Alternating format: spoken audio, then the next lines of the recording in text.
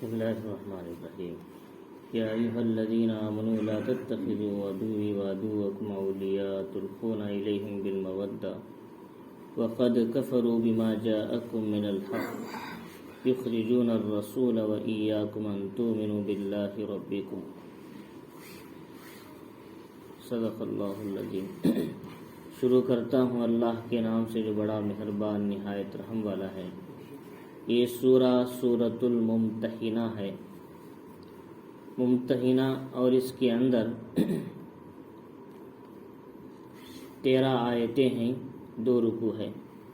اللہ رب العزت نے اس سورہ کا نام سورۃ الممتحنہ دیا۔ ممتحن بولتے ہیں امتحان لینے والے کو، ممتحنہ جن کا امتحان لیا گیا اسے ممتحنہ بولتے ہیں۔ تو اللہ تعالیٰ نے اس سورت کا نام ممتحنہ اس لیے دیا کہ جو عورتیں حدیبیہ صلح، حدیبیہ جو معاہدہ ہوا 6 سن ہجری میں، صحابہ اکرام عمرے کے ارادے سے مکے سے مدینے سے مکہ گئے عمرہ کرنے کے لیے، تو اس موقع پر ایک معاہدہ طے ہوا 10 سال کا، آپس میں جنگ نہیں کریں گے کفار مسلمانوں کے درمیان۔ اس معاہدے میں کچھ عورتیں ہجرت کر کے مکہ سے مدینہ آئی، تو وہ کس مقصد سے آئی ہیں؟ اللہ اس کے رسول علیہ السلام کی محبت میں، دین کی محبت میں، یا پھر کسی کے عشق میں، یا کسی کے اور مسئلے سے آئی ہیں۔ وہ امتحان جو لیا گیا ان عورتوں کا، اسی مناسبت سے اس سورت کا نام سورۃ الممتحنہ رکھا گیا۔ اس کی تفصیل آگے آئی۔ تو اللہ رب العزت نے اس سورے کو کہا گیا، سب سے پہلے اس سورت کا شان نزول یہ ہے کہ محمد الرسول اللہ صلی اللہ علیہ وسلم کے زمانے میں آپس میں معاہدہ ہو کر ٹوٹ گیا تھا۔ میں نے ابھی بتایا 6 سن ہجری میں حضور صلی اللہ علیہ وسلم ایک خواب دیکھا کہ رات کو عمرہ کر رہے ہیں اور اپنے ساتھیوں صحابہ کے ساتھ۔ تو حضور صلی اللہ علیہ وسلم نے اس خواب کا ذکر صحابہ کے سامنے کیا، تو صحابہ مکہ جیسے عظیم شہر، اپنا آبائی وطن چھوڑ کر 6 سال ہو چکے تھے، ان کو دوبارہ اپنے وطن کو جانے کا شوق پیدا ہوا، اور اللہ کے گھر کا طواف کرنے کا ان کے اندر جذبہ پیدا ہوا۔ تو انہوں نے کہا اللہ کے نبی علیہ السلام چلے عمرے کے لیے، ہم بھی آپ کے ساتھ آتے ہیں۔ اس مناسبت سے حضور صلی اللہ علیہ وسلم نے 1400 صحابہ کو لے کر عمرے کے لیے نکلے مدینے سے مکے کی طرف۔ مکہ اور مدینہ سے بیچ میں ایک ہل اور حرم کے بیچ میں ایک جگہ ہے حدیبیہ۔ حرم بولتے ہیں جو مکے کا 7 کلومیٹر کا ایریا ہے، جہاں کسی کافر کو انٹر ہونے کی اجازت نہیں، اسے حرم بولتے ہیں۔ ہل بولتے ہیں اس سے پہلے جو ایریا ہے اس کو ہل بولتے ہیں، یعنی حلال ہے، وہاں سے احرام کی ضرورت نہیں ہے، اس سے آگے جانا ہے تو احرام ضروری ہے۔ تو اسی کو اللہ رب العزت نے کیا ہے اس مقام کا نام حدیبیہ رکھا تھا۔ حدیبیہ وہ مقام کا نام تھا، وہاں تمام مسلمانوں کو روک دیا، تم عمرہ نہیں کر سکتے۔ حضور صلی اللہ علیہ وسلم نے فرمایا ہمارا ارادہ لڑنے کا نہیں، صرف عمرہ کرنے کے لیے آئے ہیں، جو ہم زمانے دراز سے 6 سال ہو گئے ہم نے اللہ کے گھر کا طواف نہیں کیا، ایک شوق اور جذبے سے ہم یہاں آئے ہیں، لڑنا کوئی مقصد نہیں۔ تو اس وقت میں حضرت عثمان رضی اللہ تعالیٰ عنہ کو مذاکرات کے لیے بھیجا، بات کرنے کے لیے۔ آپ مکے کے مالدار آدمی تھے، صاحب سردار تھے، تو گئے، بات کیا، تو ان کو لوگوں نے بند کر کے رکھ دیا اندر واپس جانے سے۔ تو حالانکہ ایسی کوئی بندش نہیں تھی معمول، ان کو روک لیا۔ تو پھر اعلان کر دیا کہ حضرت عثمان کو شہید کر دیا۔ حضرت صحابہ اکرام گھبرا گئے، پریشان ہو گئے۔ ایسی حالت میں حضور صلی اللہ علیہ وسلم نے اپنے ایک ہاتھ کو حضرت عثمان کا ہاتھ قرار دے کر دوسرا ہاتھ رکھ کے کہا کہ آؤ حضرت عثمان کا بدلہ لینے کے لیے، اور اسلام کے دین کے خاطر کون بیعت کرتا ہے؟ تو فرماتی 1400 صحابہ نے بیعت کیا، کی کر کے درخت کے نیچے، اس کا نام ہے بیعت رضوان۔ وہ بیعت ہے جس پر اللہ بھی راضی ہے، محمد الرسول اللہ صلی اللہ علیہ وسلم بھی راضی ہے، اور اس بیعت پر اللہ نے ان کو رضامندی کا اظہار کیا۔ تو لہٰذا اس موقع پر کیا ہے صحابہ اکرام کیا ہے وہ معاہدہ طے ہونے کے بعد 10 سال کا معاہدہ تھا۔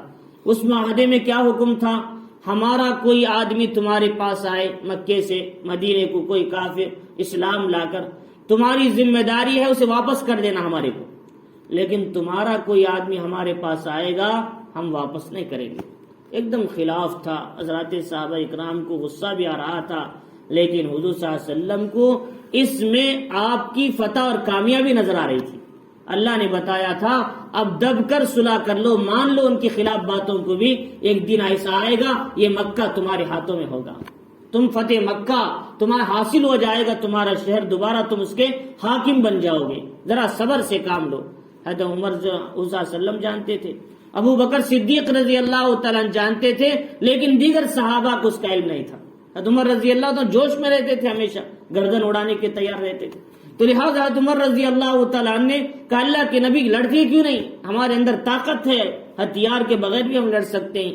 تو حضرت صلی اللہ علیہ وسلم نے ان کو روکا، تو ابو بکر صدیق رضی اللہ تعالیٰ نے روکا، تو چنانچہ وہ معاہدہ 10 سال تک نہیں رہ سکا۔ بیچ میں ایک قبیلہ مکے والوں کا مدینے والوں کے قافلے پر رات میں حملہ کر کے سب کچھ مار دیا، قتل کر دیا، شہید کر دیا۔ وہ بھی انہوں نے جا کر حرم میں پناہ لیا، ان کو بھی چن کر مارا۔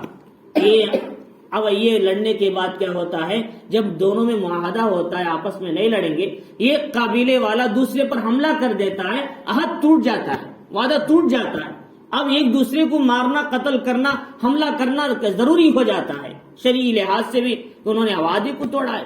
تو لہٰذا حضور صلی اللہ علیہ وسلم نے چپکے سے فتح مکہ کی تیاری کر رہے تھے تاکہ مسلمان مکے کو اپنے قبضے میں لے لے۔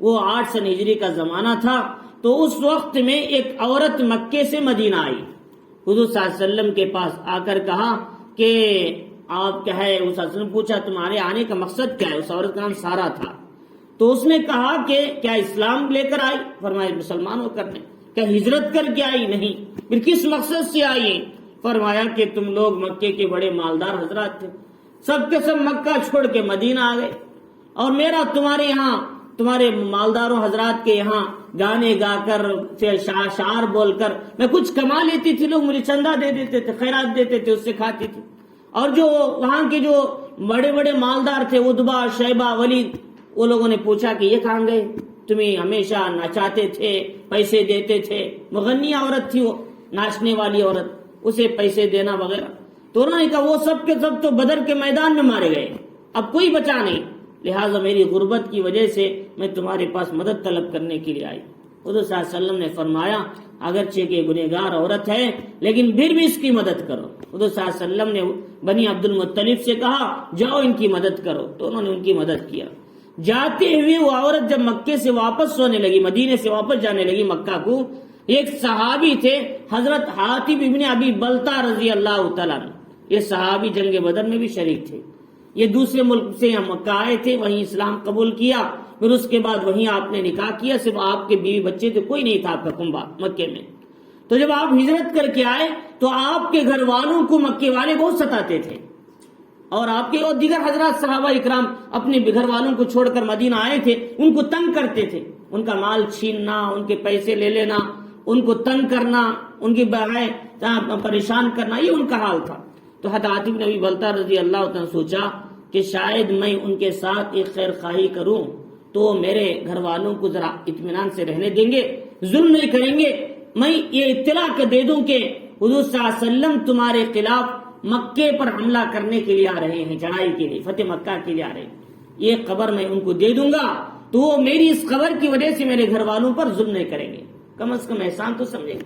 ان کا مقصد الگ تھا، ان کا مقصد پھیلانا نہیں تھا، خبر کو نہیں پھیلانا تھا۔ حضور صلی اللہ علیہ وسلم نے پہلے ہی بول دیا تھا یہ خبر کسی کو لیک نہیں ہونا چاہیے، تاکہ ہم تیاری کے ساتھ مکے پر حملہ شہر پر جا سکیں اور تمام مکے کو اپنے قبضے میں لے سکیں، فتح مکہ حاصل ہو سکیں۔ چنانچہ یہ خبر انہوں نے لکھ کر چیٹھی میں اس عورت کو دے دیا تاکہ مکے والے سرداروں کو پہنچا دے۔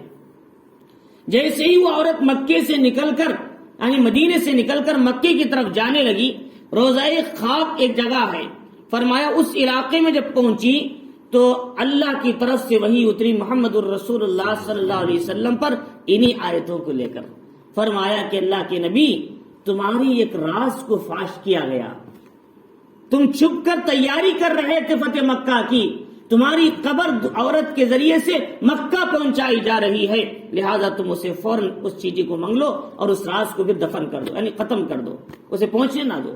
چنانچہ حضور صلی اللہ علیہ وسلم نے حضرت طلحہ، حضرت علی جو تیز رفتار گھوڑ سوار تھے، ان کو صلی اللہ علیہ وسلم نے بھیجا، کہا دیکھو روضہ خاک ایک جگہ ہے، وہاں ایک عورت ملے گی جو جا رہی ہے، اس کے پاس ایک چٹھی ہے ہماری راز کی، لہذا اسے لے کر آؤ۔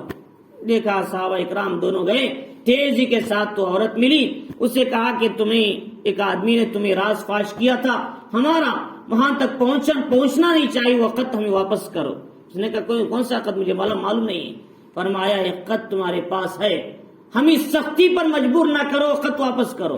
اس نے چوٹی کے اندر سے نکال کر ایک خط دیا، ان کو چھپا کر رکھا تھا، اس میں لکھا تھا کہ حضور صلی اللہ علیہ وسلم مکے پر چڑھائی کرنے والے ہیں، چند روز میں وہاں تم پر حملہ ہونے والا ہے۔ یہ بہت اہم راز تھا۔ تو چنانچہ وہ چیٹی لے کر واپس آ گئے، اسے کہا مکی والوں کو کوئی خبر نہ دینا اس سلسلے میں۔ چنانچہ وہ جانتی نہیں تھی، چٹھی میں پہنچانا چاہتی تھی صرف۔ تو چنانچہ وہ صحابی کون تھے؟ وہ حضرت حاتب بن ابی بلتہ رضی اللہ تعالیٰ۔ جب وہ صلی اللہ علیہ وسلم کو معلوم ہوا یہ صحابی تھے تو حضرت عمر رضی اللہ تعالیٰ، اللہ کے نبی یہ کیسا منافق ہے اور یہ کیسا آدمی ہے، مسلمانوں آپ کے خلاف اور تمام لوگوں کے خلاف انہوں نے سازش کی ہے، آپ اجازت دیں ان کی گردن اڑا دوں۔ ابھی بولا نا گردن کے تیار رہتے تھے عمر رضی اللہ تعالیٰ۔ تو چنانچہ اس وقت میں حضور صلی اللہ علیہ وسلم نے کہا کہ اے عمر، یہ اصحاب بدر میں سے ہے، اصحاب بدر کا مقام یہ ہے، اللہ نے ان سب کی مغفرت کر دیا، ان سے کوتاہیوں کو بھی اللہ نے درگزر کر دیا، ان کی کوتاہیاں اگر ہو بھی جائے درگزر کر دیا، اور کوئی پریشان ہونے کی ضرورت نہیں، خط تو واپس مل چکا ہے، لہٰذا ان پر ظلم کرنا اچھی بات نہیں ہے، لہٰذا یہ اصحاب بدر میں سے ان کا لحاظ رکھا کرو۔ حضور صلی اللہ علیہ وسلم نے ان کو چھوڑ دیا۔ انہوں نے کہا اللہ کے نبی، میرا راز فاش کرنا مقصد نہیں تھا، بس میرے بیوی بچوں کو ظلم سے بچانا تھا، کوئی اور مقصد نہیں، تاکہ میری خبر سے وہ اطمینان حاصل کر سکے، میرے بیوی بچوں کو تنگ نہ کرے۔ چنانچہ اسی واقعے کے تحت میں اللہ نے حکم دیا، ایمان والو تمہاری بیوی بچے گھر والے اس میں پڑھ کے کہیں تم اپنی آخرت کو برباد نہ کرو۔ اللہ نے کہا یہ تمہیں کام نہیں آتے قیامت کے دن، بلکہ دین شریعت احکام یہ کام آئیں گے، دنیا کی حد تک تمہارے سارے گھر والے مال دولتیں، لیکن آخرت میں صرف عمل کام آئے گا۔ اللہ تعالیٰ نے فرمایا کافروں سے دوستی مت کرو، میرے بھی دشمن تمہاری بھی دشمن، لہذا تم کیا ہے ان سے محبت کا اظہار نہ کرو، ان سے دوستی نہ رکھو، اور اس لیے کہ ان کے پاس حق آنے کے بعد بھی وہ تم کو اور تمہارے رسول صلی اللہ علیہ وسلم کو اپنے وطن سے نکال کر جلا وطن کیا اور مجبور کیا مکے سے نکل کر مدینے کی طرف آئے، یہ تمہاری غلطی۔ تو چنانچہ اللہ تعالیٰ فرمانی یا ایھا الذین آمنوا، ایمان والو لا تتخذوا عدوی وعدوکم اولیاء، ایمان والو میرے اور تمہارے جو دشمن ہیں ان کو دوست نہ بناؤ، تلقون الیہم بالمودہ، ان کی طرف کیا ہے دوستی کے تعلق سے خبریں یعنی ہاتھ نہ بڑھاؤ، ان کی طرف خبریں نہ بھیجو دوستی کے طور پر۔ فرمایا وقد کفروا بما جاءکم من الحق، جبکہ وہ حق کا تمہارے پاس آنے کے بعد انکار کر چکے ہیں، تمہارے پاس وہ چیز آئی جو حق، تو پھر بھی انہوں نے دیکھ کر بھی اس کا انکار کیا، کفر کیا۔ یخرجون الرسول وإیاکم، اور رسول صلی اللہ علیہ وسلم کو اور تم کو کیا ہے انہوں نے اپنے وطن سے نکالا، شہر سے نکالا، مکے سے مجبور کیا نکلنے پر، اس لیے ایک غلطی تھی تمہاری، وہ یہ کہ تم اپنے رب پر ایمان رکھتے تھے، تمہاری ان کی دشمنی کوئی اور مقصد نہیں تھا، بس اللہ پر ایمان لانے پر انہوں نے تمہیں تمہارے شہروں سے نکالا، تمہارے گھروں سے نکالا، تمہیں ہجرت کرنے پر مجبور کر دیا، تو یہ اس لیے تم ان سے دوستی کیا ہے کا ہاتھ نہ بڑھاؤ۔ وَأَنَا عَالَمُ بِمَا أَخْفَيْتُمْ وَمَا عَلَنْتُمْ، میں جانتا ہوں جو تم چھپا کر کرتے ہو، جو تم ظاہر کر کے کرتے ہو، جو خط تم نے بھیجا چھپا کر کیا مجھے معلوم نہیں ہے، وہ اسے بھی جانتا ہوں، جو ظاہر کر کے دوستی کا اظہار کر رہے اسے بھی جانتا ہوں، جو پوشیدہ طور پر دوستی کا اظہار کر رہے اسے بھی جانتا ہوں، ہر چیز کا علم میرے پاس ہے۔ اللہ تعالیٰ فرما رہی وَمَن يَفْعَلْهُ مِنْكُمْ فَقَدْ ضَلَّ سَوَاءَ السَّبِيلِ، تم میں سے جو کوئی ایسا کرے گا وہ سیدھے راستے سے بھٹک جائے گا، گمراہ ہو جائے گا۔ تو اللہ تعالیٰ نے اس میں سخت تاکیدی اور اللہ تعالیٰ نے ایک دم وعید بیان فرمائی. اور اس کے بعد اللہ تعالیٰ نے فرمایا کہ ان یسقفوکم یکونوا لکم عادا. اب بات سنو، اگر کسی وقت تم پر ان کو غلبہ مل جائے، ان کافروں کو، تو پھر وہ برے ارادے سے اپنے ہاتھ اپنی زبان استعمال کرنے میں ذرا بھی پیچھے نہیں ہٹیں گے. تمہارے خلاف بھی بولیں گے، تمہارے خلاف جنگ کو نکلیں گے، ذرا موقع کا انتظار ہے انہیں. ایسے لوگوں سے تم دوستی کا اظہار کرتے ہو. تو اللہ رب العزت فرما رہی کہ اور یہ چاہتی ہیں وہ لوگ کہ تم بھی ان کی طرح کافر بن جاؤ. ان کا ارادہ ایک ہی ہے، تمہاں ان کے دل کی ٹھنڈک اسی وقت ہوگی جبکہ تم اسلام چھوڑ کر پھر کفر میں چلے جاؤ. یہ ان کا ارادہ ہے. وہ تم کتنی بھی دوستی کرو کبھی دوست نہیں بن سکتے، وہ تمہارے دشمنی ہے. اللہ تعالیٰ فرما رہے. اسی لیے آج جو ماحول چل رہا ہے، ہم جتنی بھی دوستی دکھائیں لیکن اسلام کے خلاف ہی آئیں گے. لیکن شریعت کا تقاضا یہ ہے کہ تم اخلاق ہی دکھاؤ، تم اخلاق ہی دکھاؤ، دوستی نہیں. دوستی الگ مسئلہ، اخلاق انسانیت کا تقاضا ہے، شریعت کا تقاضا. اخلاق کیا ہے؟ فرمایا مدد کرو، ساتھ دو. اس سے اسلام سے قربت پیدا ہوتی ہے، نزدیکی ہوتی ہے. تمہارے اخلاق سے کسی دن اگر ایک قوم بھڑک جائے دوسرے کے کہنے پر، تمہارے خلاف ہاتھ نہیں اٹھائے گی. تمہارے اخلاق کی بنیاد پر، تمہارے اچھے اطوار کی بنیاد پر، تمہاری عادتوں کی بنیاد پر، تمہاری ملنساری کی بنیاد پر، تمہارے رحم و کرم کی بنیاد پر، انسانیت ہیومینٹی اور کیا ہے اس کی بنیاد پر جو تم مدد کرو گے ایک دوسرے کی، اخلاق سے پیش آؤ گے، یہ تمہارے خلاف اٹھنے سے ہاتھ رک جائیں گے. یہ اخلاق کا تقاضا ہے. تو اللہ رب العزت فرما رہے ہیں لیکن ایک دوستی ہے، ایک اخلاق ہے. دوستی الگ ہے، اخلاق الگ. دوستی ایسا کھانا پینا رہنا سہنا سارا غیر کے طریقے پر، یہ نہیں. اخلاق الگ ہے، اخلاق شریعت کا تقاضا ہے. غیر کے ساتھ بھی اخلاق سے پیش آؤ، مسلمان کے ساتھ بھی اخلاق سے پیش آؤ. اخلاق سب کے لیے ہے، انصاف سب کے لیے ہے، احسان اس کے لیے ہے جو تمہارے ساتھ اچھا ہے، احسان ہے. فرمایا تو لہذا اللہ رب العزت فرما رہے ہیں کہ اللہ تعالیٰ نے یہ بتایا کہ ان کے ساتھ کبھی دوستی نہ رکھو تو کفر چاہتے ہیں. لن تنفعکم ارحامکم ولا اولادکم. دیکھو تمہارے بیوی بچوں کے لیے تم جو کچھ کر رہے ہو، وہ جیسا کہ میں نے بتایا حاتم بن ابی بلتع رضی اللہ تعالیٰ ان کی بیوی بچوں کے لیے خیال کر کے انہوں نے خبر دی تھی. فرمایا تمہارے مال تمہاری اولاد ہرگز تم کو قیامت کے دن نفع نہیں پہنچا سکے گی.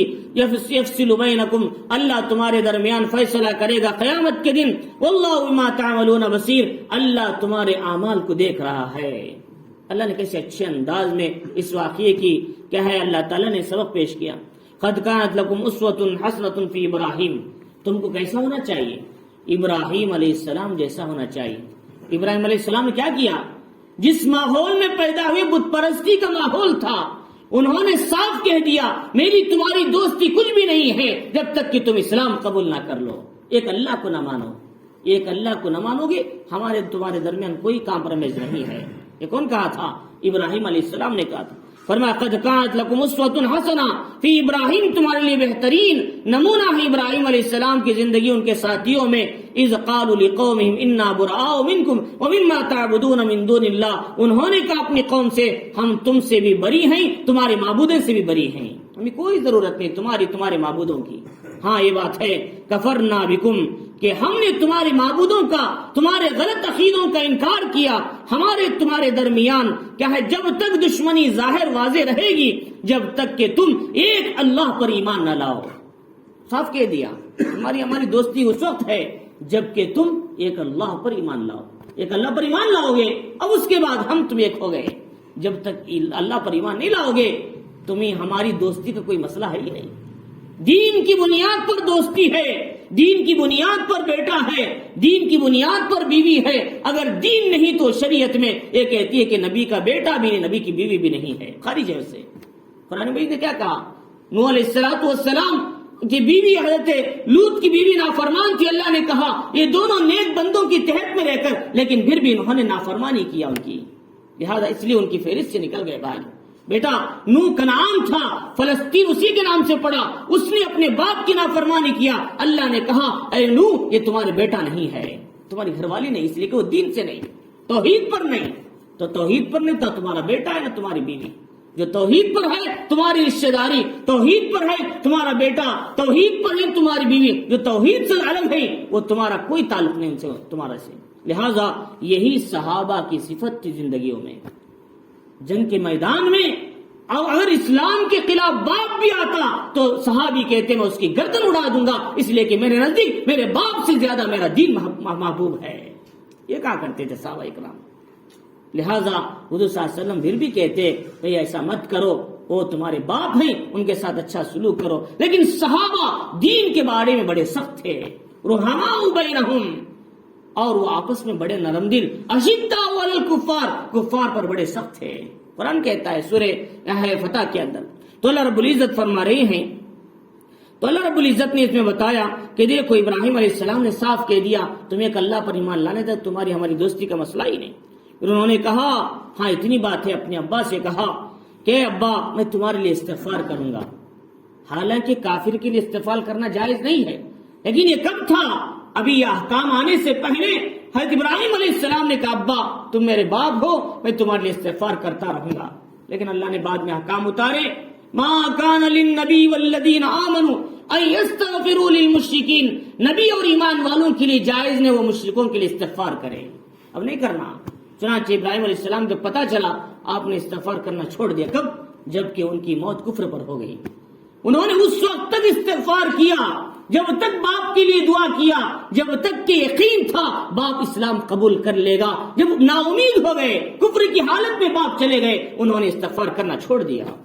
تو چنانچہ اللہ تعالی نے کہا قرآن مجید میں کہا ہے ابراہیم علیہ السلام کے بارے میں، وما كان استغفار ابراہیم لأبيه الا عن موعظة وعدها اياه فلما تبين له انه عدو لله تبرأ منه ان ابراہیم لأواه حلیم۔ اللہ سورہ توبہ میں فرماتے ہیں، چنانچہ اللہ رب العزت نے فرمایا کہ انہوں نے کہا کہ ابراہیم علیہ السلام اے ابا قیامت کے دن اللہ کے سامنے میں تمہارے مقابلے میں کچھ نہیں کر سکتا، میرے اندر کوئی اختیار نہیں ہے یہ میرے باپ ہیں بچا لو، نہیں میرے اندر نہیں اس کی طاقت، بلکہ بچانے والا اللہ ہے۔ اگر تم اسلام قبول کر لو تو تمہاری کامیابی ہے، لیکن میں تمہارے لیے کچھ نہیں کر سکتا، کیونکہ اسلام کے بعد ہی کسی کی سفارش چلے گی، ایمان کے بعد ہی کسی کا عمل قبول ہوگا۔ اسلام اور ایمان کے بغیر نہ کسی کی سفارش کا اعتبار، نہ کسی کی ریکمنڈیشن چلے گی وہاں پر، بلکہ ایمان کے ساتھ۔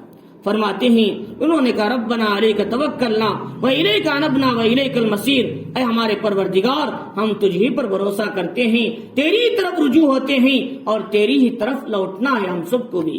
اے ہمارے پروردگار ہمیں کافروں کی آزمائش نہ بنا، کافروں کے لیے آزمائش نہ بنا، اور ہماری مغفرت فرما، انک انت العزیز الحکیم، آپ بے شک غالب اور حکمت والے ہیں۔ یہ کون کہا تھا؟ حضرات صحابہ نے کہا تھا۔ صحابہ نے کیا کہا تھا؟ اے اللہ ہمیں کافروں کے لیے آزمائش نہ بنا۔ مطلب کیا مطلب ہے اس کا؟ مطلب یہ ہے کافر جب ہم پر حملہ کریں گے تو وہ کہیں گے بھئی اگر تمہارا دین سچا ہوتا تو تم کیوں مصیبت میں پڑے ہیں، تم کیوں مارے جا رہے ہیں، تم کیوں گاجر مولی کی طرح کاٹے جا رہے ہیں، تم پر ظلم کیوں ہو رہا ہے، اگر تمہارا دین سچا ہوتا تو تمہارا خدا تمہاری مدد کرتا۔ یوں تانا دینے نہ لگ جائے، ایسی مصیبت میں ہم نہ پھنس جائے، اے اللہ ان کافروں کی آزمائشوں سے بچا، یہ مصیبتوں سے بچا۔ یہ کون کہتے تھے؟ حضرات صحابہ اکرام۔ چنانچہ میں نے اس سے پہلے بھی کہا تھا کہ ہلاکو خان کے زمانے میں جب عراق بغداد کے اندر 6 لاکھ انسانوں کا قتل عام ہوا، اس وقت میں اس کی بیٹی آئی، اس کی بیٹی بازار میں پھر رہی تھی، تو اس نے کیا ہے دیکھا کہ ایک مولانا آئے ہوئے ہیں، دین کی بات بتا رہے، سارے مسلمان مارے گئے، اور 1 مہینے تک تقریباً 15 دن تک مسلمانوں کی خون سے دریائے دجلہ لال بہتا رہا۔ اتنے انسانوں کا قتل عام ہوا، اس میں ہاتھ کس کا تھا؟ یہ پکا شیعی تھا جو اس مسلمانوں کے خلاف اس نے سازش کیا تھا، لیکن یہ شیعی ہو یا کوئی اور ہو، لیکن یہ اللہ کی طرف سے ایک عذاب تھا، یہ پکڑ تھی۔ تو چنانچہ اس نے دیکھا کہ سارے لوگ مرے پڑے ہیں، اس کی بیٹی چکر لگانے آئی، آ کر دیکھا کہ مولانا دوسرے گاؤں سے آئے، لوگ کھڑے ہوئے دین کی بات سن رہے، کچھ مسلمان بچے کچھ جو ہتھیار ڈال دیے۔ انہوں نے پوچھا یہ کون ہے؟ فرمایا مولانا آئی کوئی دین کی بات بتا رہے ہیں، اللہ کے بندے، اور ان کو پکڑ کے لاؤ میرے سامنے۔ پکڑ کر لایا گیا، پوچھا اب بتاؤ کہ کیا ہے تم اللہ پر ایمان رکھتے ہو؟ ہاں ہم اللہ پر ایمان رکھتے ہیں۔ اور یہ بتاؤ کہ کیا اللہ تمہیں پسند کرتا ہے؟ ہاں اللہ میں اب بھی پسند کرتا، مسلمان ہے۔ فرمایا کہ اس نے کہا کہ اب دیکھو کہ اگر اللہ تمہیں پسند کرتا تو یہ مصیبت نہ لاتا تم پہ، تم کیا کہے تمہاری پوری قوم ماری گئی، سب کی گردنیں کاٹ دی گئی، سب کے سب مر گئے، اور اس سے معلوم یہ ہوتا ہے دیکھو ہم غالب ہیں آج، تم مغلوب ہیں، مطلب یہ ہے کہ اللہ ہم کو زیادہ چاہتا ہے۔ کون کہا یہ ہلاکو خان کی بیٹی نے کہا، لیکن وہ بھی عالم تھے، انہوں نے کہا کہ کہے اے شہزادی بات دراصل یہ ہے اللہ اب بھی ہم کو ہی چاہتا ہے۔ بات دراصل یہ ہے کہ اس کی مثال ایسی ہے کہ جیسے ایک آدمی بکریاں چرانے والا ایک کتے کو ساتھ میں رکھتا ہے، ایک دو کتوں کو، جب بکریاں ادھر ادھر ہو جائے تو کیا کرتے کتے بھگا کر لا کے ایک جگہ جوڑ دیتے ہیں۔ بالکل اسی طرح ہم بھی اپنے راستے سے بھٹکے ہوئے ہیں، اللہ کے حکام کو توڑے ہوئے ہیں، لہذا ہمارے پیچھے اللہ نے تم کو کتے بنا کر چھوڑا ہے۔ اسی کے بعد اسی کے خلاف بول دیا، اللہ نے ہمارے پیچھے ہم کو جڑنے کے لیے اللہ کے دین پر، اللہ کے پلیٹ فارم پر، شریعت کے تقاضوں پر ہمیں جوڑنے کے لیے اللہ نے تم کو کتے بنایا۔ جس دن ہم خدا کے راستے پر آ جائیں گے، خدا سے تعلق ہمارا پیدا ہو جائے گا، ہم بھی اپنے ریوڑ میں آ جائیں گے تو اللہ تم سب کو ذلیل بنا کر ختم کر دے گا۔ تو بالکل اسی طرح یہی تھا کہ سمجھانا چاہتے تھے آج امت اللہ کے راستے سے ہٹ چکی ہے، دین سے ہٹ چکی ہے، احکامات سے ہٹ چکی ہے، لہذا اللہ نے ظالم طاقتوں کو ہمارے پیچھے بھیڑیوں کی حفاظت اور جمع کرنے کے لیے ظالم کتوں کی شکل میں کھڑا کر دیا ہے۔ جس دن ہم اپنی زندگی کی اصلاح کر لیں گے، مسجدیں آباد ہوں گی، مدارس آباد ہوں گے، خانقاہیں آباد ہوں گی، لوگ نماز پڑھنے والے بنیں گے، اعمال کرنے والے بنیں گے، اللہ تعالیٰ دوبارہ پھر ہم کو ہی حاکم بنائیں گے۔ وَأَنْتُمُ الْعَالَوْنَ إِن كُنْتُم مُؤْمِنِينَ، تم ہی سر بلند رہو گے اگر چاہے تم سچے پکے مومن عمل کرنے والے بن جاؤ، اللہ قرآن میں کہتا ہے۔ لہذا آج ہم جو کمزور ہیں ہمارے اعمال کے نتائج، وما اصابکم من مصیبت کیا ہے فبما کسبت ایدیکم، تم پر جو مصیبت آ رہی ہے تمہاری ہاتھوں کی کرتوت ہے، قرآن کہتا ہے۔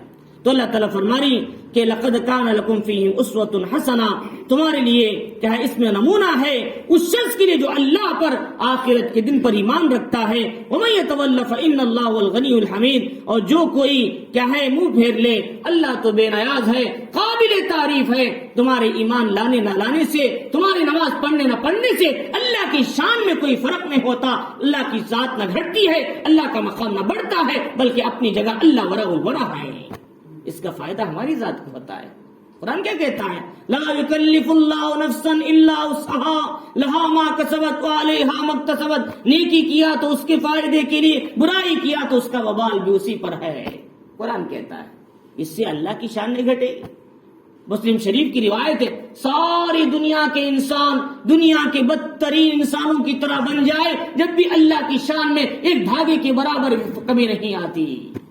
سارے انسانوں کے خیال ذہن اور انسانوں کے دل نیک سے نیک اللہ کے ولی کی طرح بن جائے، جب بھی اللہ کی شان میں ایک دھاگا اضافہ نہیں ہوتا۔ اللہ ہم جو کر رہے ہیں ہماری ذات کے فائدے کے لیے، ہماری انسانیت کے فائدے کے، ورنہ ہمارے عمل سے ہم اللہ کے مقام کو نہیں بڑھاتے۔ اللہ تعالیٰ سمجھا رہے ہیں۔ تو چنانچہ اللہ تعالیٰ نے فرمایا کہ عسى الله ان يجعل بينكم وبين الذين عاديتم منهم مودة، اللہ فرما رہی ان قریب اللہ تمہارے دشمنوں کے درمیان دوستی پیدا کر دے گا۔ یہ معاہدے کے بعد معاہدہ ہو گیا، اب مسلمان مدینہ آنے لگے اور دین کو دیکھنے لگے، امن ہو گیا، ایک دوسرے پر حملہ کرنا چھوڑ دیا۔ اب ابو سفیان قافلہ لے کر شام جا رہے ہیں، کوئی خطرہ نہیں ہے، اسلامی معلومات ہو رہی ہیں، مسلمان کافر مکے سے مدینہ آ کر امن کے ساتھ مدینے کے مسلمانوں کی عبادتیں دیکھ رہی، اخلاق دیکھ رہی، تجارت دیکھ رہی، تاکہ اس آپسی اس معاہدے کی وجہ سے وہ اسلام کے قریب ہو جائے۔ چنانچہ یہ جو 5 سال کا جو معاہدہ تھا، یہ اس معاہدے میں جو لڑائی نہیں ہوئی، اس معاہدے میں کفار بھی مسلمانوں کے اخلاق دیکھ کر اسلام کے قریب ہو گئے۔ چنانچہ روایتوں میں آتا ہے فتح مکہ کے ایک دن میں تقریباً 3000 لوگوں نے اسلام قبول کیا تھا۔ یہ کیوں؟ وہ لوگ جو اسلامی اخلاق کو دیکھے تھے وہ غریب ہو گئے اسلام کو دیکھ کر. تو چنانچہ قرآن کہتا ہے تمہارے دشمنوں کے درمیان اللہ ان قریب محبت پیدا کر دے گا، دوست بنا دے گا تمہیں اسلام کے ذریعے سے. واللہ قدیر، اللہ قدرت والے ہیں. واللہ غفور الرحیم، اللہ بخشنے والے بڑے مہربان ہیں. اللہ نظام کو بدل دیتے ہیں، کفر کے ماحول کو نکال کر اسلام کے ماحول کو بنا دیتے ہیں، ظلم کے ماحول کو نکال کر احسان اور رحم کے معاملے کو بنا دیتے ہیں. یہ اللہ کی ذات ہے، اللہ منٹوں میں حالات کو بدل دیتے ہیں. اسی لیے حدیث شریف میں کیا آتا ہے؟ مومن کا دل اللہ کے 2 انگلیوں کے بیچ میں ہے، اللہ جیسے چاہے بدلا دیتے ہیں. حدیث شریف میں کیا آتا ہے؟ حضور صلی اللہ علیہ وسلم نے کیا دعا مانگی؟ اللہم یا مصرف القلوب صرف قلبی علی طاعتک، اے دلوں کو پھیرنے والے رب میرے دل کو تیری اطاعت پر پھیر دے. یا مقلب القلوب، اے دلوں کو پلٹنے والے ثبت قلبی علی دینک، میرے دل کو دین پر ثابت قدم کر دے، جما دے. یہ دعا صلی اللہ علیہ وسلم نے دعا کرتے تھے، ہم کو بھی یہ دعا کرنا چاہیے. تو اللہ رب العزت فرما رہے ہیں کہ لا ينهاكم الله عن الذين لم يقاتلوكم في الدين. اب کیا ہوا کہ کچھ وہ عورتیں جو اسلام سے پہلے کیا ہے مسلمان اور کافروں میں، یعنی مسلمانوں میں کافرہ عورتوں سے بھی نکاح ہوا تھا پہلے، کوئی شک نہیں تھی مسلمان کو نکاح کرنا ہے، ابھی اسلام عام نہیں ہوا تھا، تو مسلمان حضرات بھی پہلے سے نکاح کر کے رکھے تھے کافرہ عورتوں سے، وہ نکاح ویسے ہی باقی تھے. لیکن بعد میں اسلام آیا، حکم دیا اب اسلام آنے کے بعد کافرہ عورتوں کو طلاق دے کر الگ کرو، یا تو اسلام قبول کرے یا پھر ان کو طلاق دے دیں، 2 ہی رستہ ہے. چنانچہ اس موقع پر ایک عورت تھی حضرت ابوبکر صدیق رضی اللہ تعالیٰ عنہ، قبیلہ ان کا نام تھا، ان سے حضرت اسماء پیدا ہوئی، ان کو آپ نے طلاق دے دیا تھا اسلام قبول کرنے کے بعد. وہ عورت کیا ہے حضرت اسماء کے پاس اپنی بیٹی کو ملنے کے لیے ان کی محبت میں ان کے ساتھ کچھ تحفے تحائف لے کر حضرت اسماء کے پاس آئی، مدینے کو آئی. حضرت اسماء مدینہ گئی تھی ہجرت کر کے اپنے ابا کے ساتھ، حضرت عائشہ ان کے ساتھ بہن کے ساتھ. تو اس وقت میں حضرت اسماء نے ان کی ماں کو گھر میں بھی داخل ہونے کی اجازت نہیں دیا، اتنے سخت تھے وہ لوگ. چنانچہ ایک دن حضرت ام حبیبہ رضی اللہ تعالیٰ عنہ، ام حبیبہ یعنی حضرت کیا ہے ام حبیبہ ہیں، تو یہ کون ہے ام حبیبہ معلوم ہے؟ ام حبیبہ یہ ابو سفیان کی بیٹی تھی. اسلام لانے سے پہلے وہ بیٹی تو اسلام قبول کر لیا تھا، حضور نے ان سے نکاح کر لیا. ایک دن باپ اپنی بچی سے ملنے آئے ابو سفیان کفر کی حالت میں، تو حضور کے بستر پر بیٹھنا چاہتے تھے، تو انہوں نے کہا حضرت ام حبیبہ نے تم کافر پلید ہو، نبی کے بستر پہ نہیں بیٹھ سکتے. آپ نے پلٹ کر رکھ دیا، اٹھا کر رکھ دیا بستر حضور کا. انہوں نے کہا اے بیٹی تم کیا، جب باپ آتا ہے تو بستر بچھایا جاتا ہے، تم نے بستر کو ہی بند کر کے رکھ دیا. فرمایا ہاں تم باپ تو ہو سکتے ہو لیکن مومن نہیں ہو تم. انہوں نے کتنی سختی کے ساتھ پیش آئے، اسلام کے بارے میں اس طریقے سے تھے. اور تم میرے باپ تو ہو سکتے ہو لیکن نبی کا جو بستر ہے اس پہ تم نہیں بیٹھ سکتے، تم کافر ہو. ان کا مقام کیا ہے؟ چنانچہ یہ کون بول رہی ہے؟ بیٹی باپ سے بات کر رہی. اب بتاؤ ان کے نزدیک اسلام اور نبی کی عظمت کتنی تھی، اپنے باپ سے، اپنے بھائی سے، اپنے رشتہ داروں سے. تو انہوں نے کہا پہلے نبی سے مسئلہ پوچھ دیا. حضور صلی اللہ علیہ وسلم کے پاس آئے، مسئلہ پوچھا، میری ماں آئی ہے، میں مدد کرنا چاہتا ہوں، کیا ان کی مدد کر سکتی ہوں؟ تو حسین فرمایا ہاں وہ تمہاری ماں ہے، مدد کرو، ان کا ساتھ دو، اگرچہ کہ وہ کافر ہے لیکن وہ تمہارے مخالف نہیں ہے.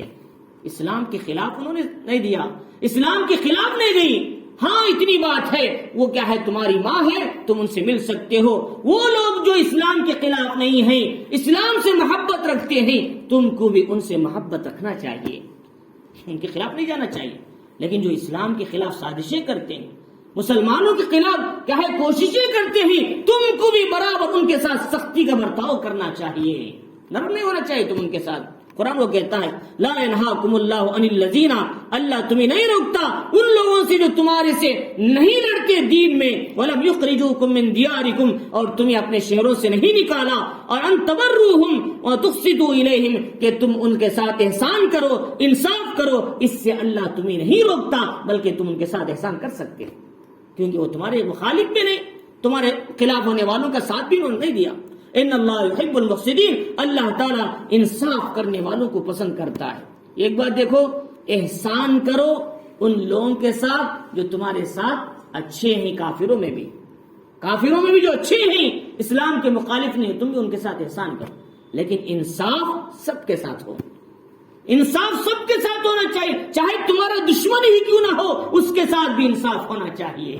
انصاف کا تقاضا سب کے لیے، احسان کا تقاضا کافروں میں ہو جو ہمارے قریب ہیں، ہم ان کے ساتھ بھی احسان کریں گے، یہ شریعت کا تقاضا ہے۔ تو اللہ تعالیٰ فرمانی انما ينهاكم الله عن الذين قاتلوكم في الدين واخرجوكم من دياركم، اللہ تمہیں روکتا ہے ان لوگوں سے کہے جو تمہارے سے لڑتے ہیں دین میں اور تم کو نکالا اپنے وطنوں سے، وظاہروا علی اخراجکم، تمہارے نکالنے والوں کی انہوں نے مدد کیا اور انہوں نے ان کے ساتھ دوستی کی، ومن یتولہم فاولئک هم الظالمون، ایسے لوگوں سے جو دوستی رکھے گا یہ لوگ ظالم کہلائیں گے۔ قرآن کہتا ہے ظالم کہلائیں گے، کیونکہ کافروں سے دوستی کرنا اور اسلام کے خلاف مخالف لوگوں سے دشمنوں سے دوستی کرنا یہ اسلام کے خلاف سازش کرنے کے برابر ہے۔ تو چنانچہ دنیا میں آج یہ قوم ایسی ہے جو مسلمانوں کو ظاہر میں مسلمان نظر آتی ہے لیکن اسلام کے مخالف لوگوں کا ساتھ دیتی ہے، وہ شیعہ حضرات ہیں۔ وہ شیعہ حضرات ایسے ہیں ظاہر میں مسلمانوں کے ساتھ رہتے ہیں لیکن اسلام کے خلاف ساری سازشیں کافروں کے ساتھ دیتے ہیں وہ لوگ۔ اس لیے دارالدیوبند نے کبھی فتویٰ دے دیا یہ لوگ مسلمان ہی نہیں، ان کے ساتھ نہ نکاح اپنی بچی کو دے سکتے نہ ان کے بچے سے اپنی بچی کا نکاح کر سکتے، ہمیشہ ان کی سازشیں ہی رہی، کیونکہ وہ کون ہے؟ وہ یہود کی اولاد ہے۔ وہ کون ہے؟ یہود عبداللہ ابن سبا عثمان رضی اللہ عنہ زمانے میں جو آیا تھا مسلمانوں میں فتنہ پھیلانے کے لیے، انہی کی نسل سے شیعہ آئے ہیں، لہذا ان کا ہمیشہ وہی کام ہے امت پہ فتنہ ڈالو ہوتا۔ اب 3 طلاق کا مسئلہ کتنا بڑا ہوا، دو بیویاں ایک رہتی ہوئی دوسری سے نکاح کرنا شریعت کا حکم ہے، اس کو منع کر دیا۔ اب ایک ساتھ سول کوڈ لاؤ تاکہ غیروں جیسا ہمارا بھی قانون بن جائے، مسلم پرسنل لا کو نکال کر بازو رکھ دو، اب یہ اٹھایا جا رہا ہے، بل اٹھایا جا رہا ہے۔ اب کل ہی چند روز پہلے راجیہ سبھا میں بھی ایک ساتھ سول کوڈ کا بل پیش کر دیا گیا تاکہ پورے ہندوستان میں ایک ہی قانون ہوگا، وہ غیر کا بھی وہی ہوگا، مسلمان کا بھی وہی قانون ہوگا۔ اب بتاؤ ہمارے اسلام کے کتنے دھجیاں اڑیں گی، اسلام کے احکام کا کیا حال ہوگا؟ مسلم پرسنل لا تو پورا بند ہو جائے گا۔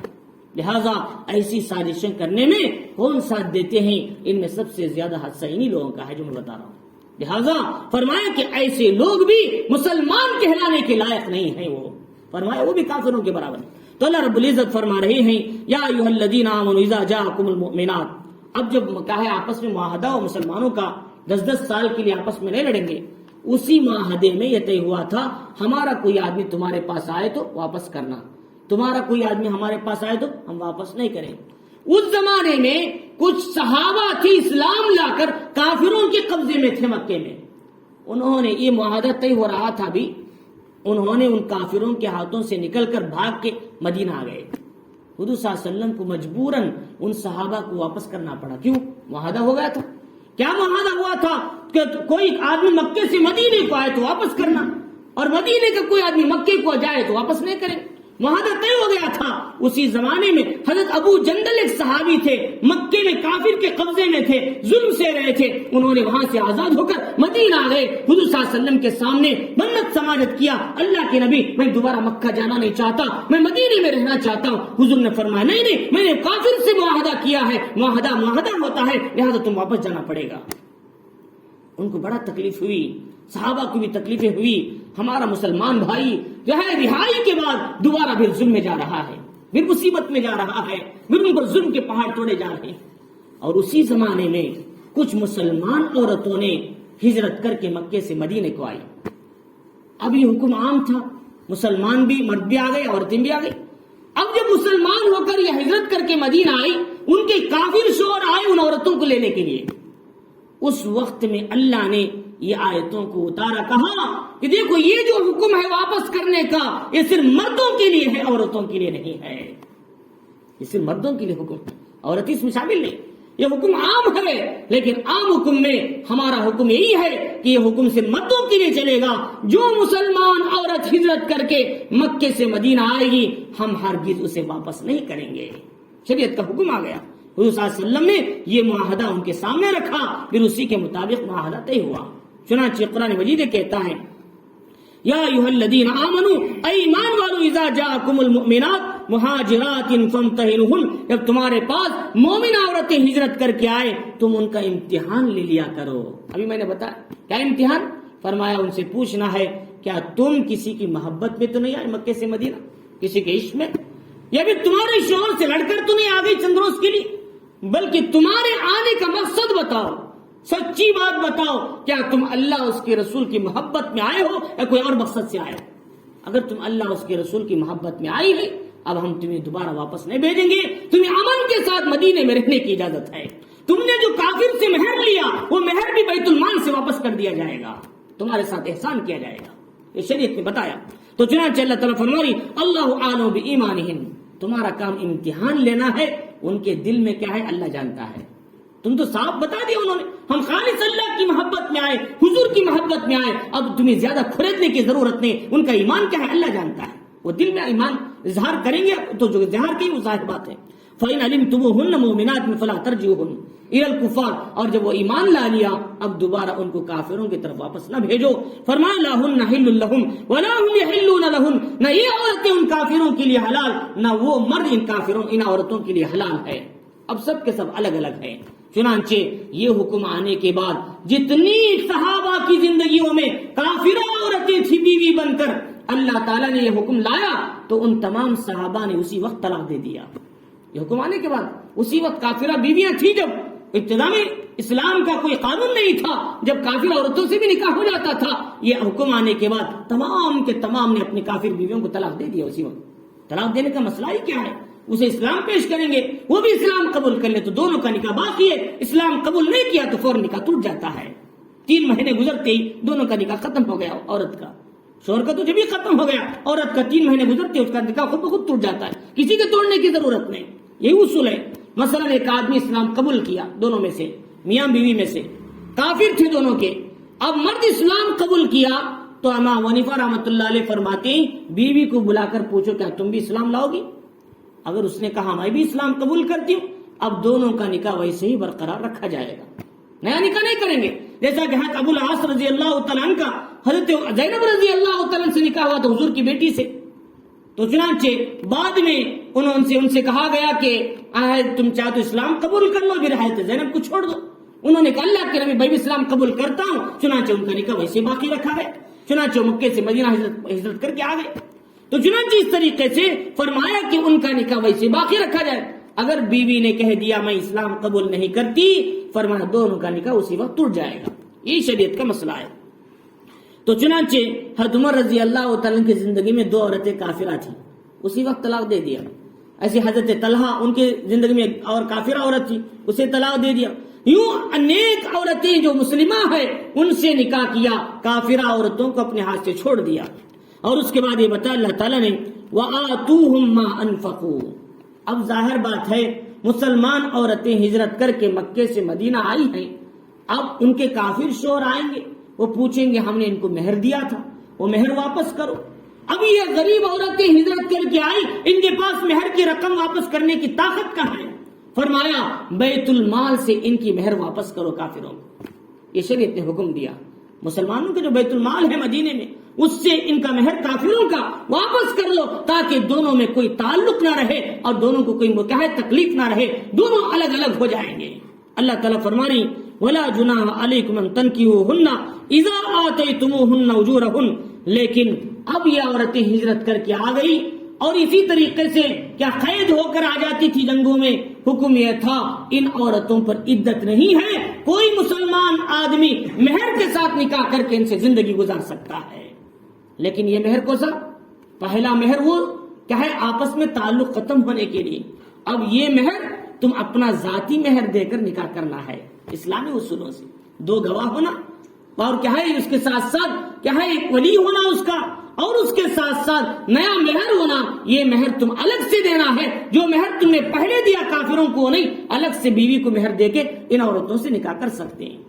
لیکن ایک بات ذہن میں رکھنا ہے، ایک عورت مسلمان ہوئی جو کیا ہے دارالاسلام میں تھی، اس نے اسلام قبول کر لیا، اسلام قبول، اس کا شوہر کافر ہی رہا، اب اس کافرہ عورت سے نکاح کرنا ہے دوسرا مسلمان آدمی تو کتنی دن باقی رہنا ہے؟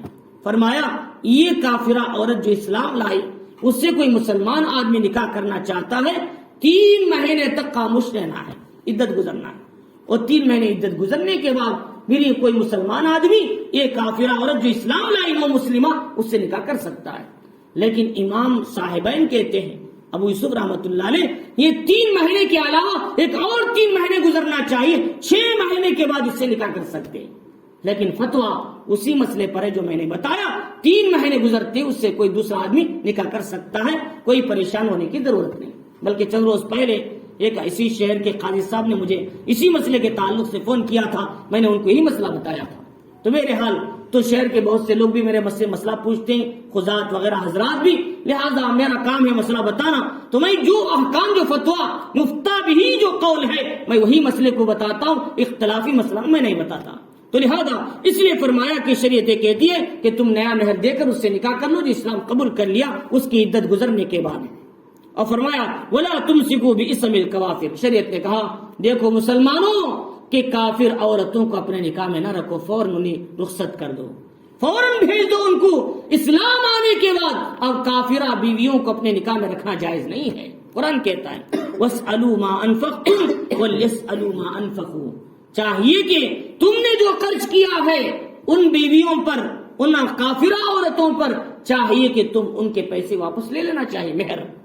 اور انہوں نے تمہاری عورتوں پر، مسلمان عورتوں کو جو مہر دیا ہے تم کو وہ مہر واپس کر دینا چاہیے ان کے شوہروں کو، یوں مسئلہ ختم ہو جائے. لیکن مسلمانوں نے تو ان کا مہر ادا کر دیا، لیکن کافروں نے کہا ہم مہر نہیں دیتے. اب شریعت تو ہے، شریعت یہ نہ دی تو کیا ہوا، کوئی مسئلہ نہیں. تم نہیں مانتے شریعت کا مسئلہ، لیکن ہم تو مانتے ہیں. ہمارا حکم یہ شریعت کہتی ہے کافروں کے ساتھ بھی معاہدہ صحیح کرو.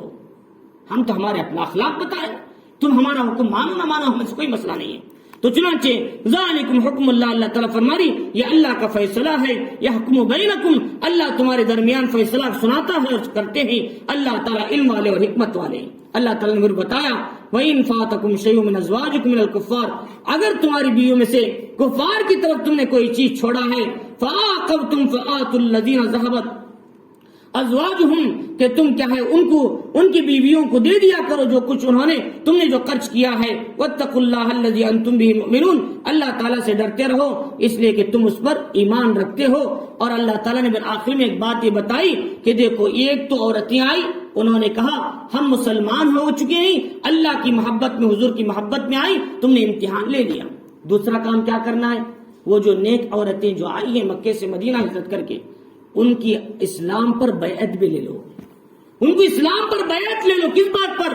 ہم دوبارہ شرک نہیں کریں گے، چوری نہیں کریں گے، بدکاری نہیں کریں گے، تہمت نہیں لگائیں گے. ان تمام باتوں پر ان سے بیعت بھی لے لو تاکہ ان کا دین کامل بن جائے، کامل مسلمان رہے.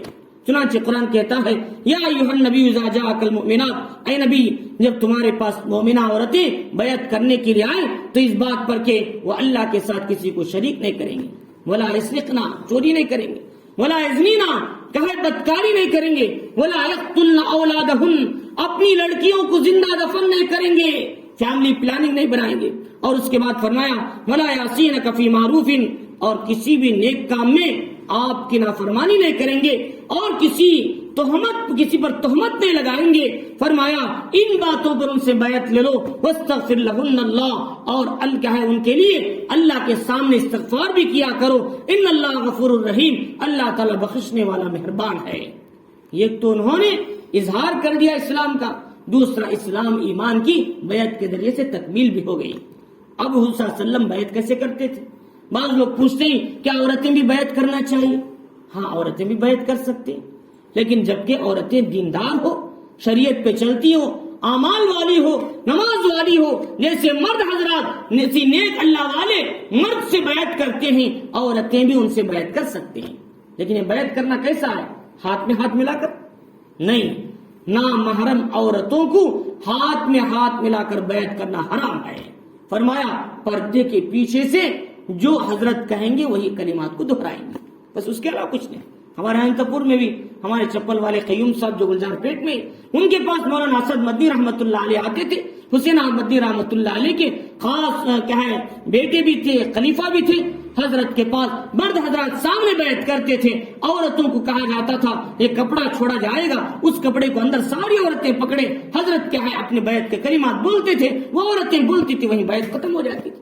چنانچہ حضرت عائشہ صدیقہ رضی اللہ عنہا فرماتی کوئی بھی آدمی اس مسئلے میں شک نہ کرے، حضور نے کسی نامحرم کا ہاتھ سے ہاتھ پکڑ کر آپ نے بیعت لیا ہو، کبھی نہیں ہوا ایسا، آپ نے کسی نامحرم کو ہاتھ نہیں چھویا، بلکہ آپ جب بھی بیعت لیتے تھے صرف بیعت کے کلمات بول دیتے تھے، وہ ساری عورتیں پڑھ لیتی، اس پر عمل کر لیتی تھی۔ چنانچہ اس لیے فرمایا بیعت عورتوں کی بھی ہے، لیکن شرط یہ ہے بیعت پر عمل صحیح ہونا چاہیے، خالی بیعت کر لی عمل کر لی، بیعت کے ساتھ بیعت کے اصول پر چلنا چاہیے۔ بیعت کے اصول کیا ہیں؟ ہم گناہ نہیں کریں گے، ہم جھوٹ نہیں بولیں گے، ہم چوری نہیں کریں گے، فرشتوں پر ایمان ہے، تقدیر پر ایمان ہے، لیکن ادھر تو ہم نے بیعت کیا، ادھر تقدیر کے خلاف کام کر رہے، ادھر ایمان کے خلاف باتیں بول رہے، فرمایا ادھر ہے وہ جھوٹ بھی ہو رہا ہے، دھوکہ بھی ہو رہا ہے، خیانت بھی ہو رہا ہے، یہ بیعت کا کیا فائدہ ہو؟ فرمایا بیعت تو ایسی کرو گویا کہ یہ بیعت قیامت کے دن ہم ہی یہ کھڑا کر پوچھیں گے جو تم نے میرے ہاتھ پر بیعت کیا تھا کیا تم نے اس پر عمل کیا تھا، تو کیا جواب دیں گے؟